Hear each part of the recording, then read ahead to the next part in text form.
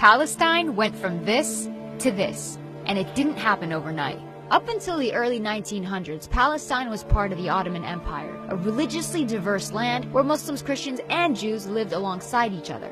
Then, things begin to change, with the start of the Zionist movement in Europe calling for the establishment of an independent Jewish state, ideally in Palestine. The first wave of European Jews start to immigrate.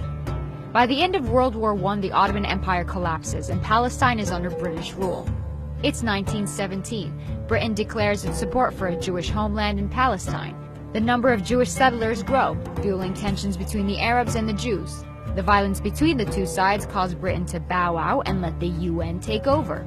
The UN approves of a plan to split Palestine into two states: Jewish Israel, Arab Palestine. The city of Jerusalem, which is sacred to Muslims, Christians, and Jews, is now a UN-controlled international zone. Jews accept the UN partition plan and declare independence as the State of Israel. But neighboring Arab countries object to the land takeover. This marks the beginning of the First Arab-Israeli War. Israel is victorious and makes a grab for the land intended for the Palestinian state under the UN. The land gets divided into three parts. Jordan occupies the West Bank and East Jerusalem, Egypt occupies Gaza, and the State of Israel takes 78% of historic Palestine, including West Jerusalem. 700,000 Palestinians become refugees as a result, and the day is remembered as a Nakba, the catastrophe. It's 1967. The Six-Day War breaks out between Israel and neighboring Arab countries, and by the end of it, the map looks something like this.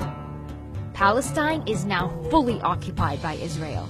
Despite the absence of a formal peace treaty, things start simmering down. Then Israelis start settling into Gaza and the West Bank, resulting in an Israeli-Palestinian struggle that gives rise to the PLO, the Palestinian Liberation Organization. Their main goal? To liberate Palestine from Israel by any means necessary. Fighting goes on for years. The PLO eventually accepts dividing the land between Palestine and Israel, but the conflict doesn't end there.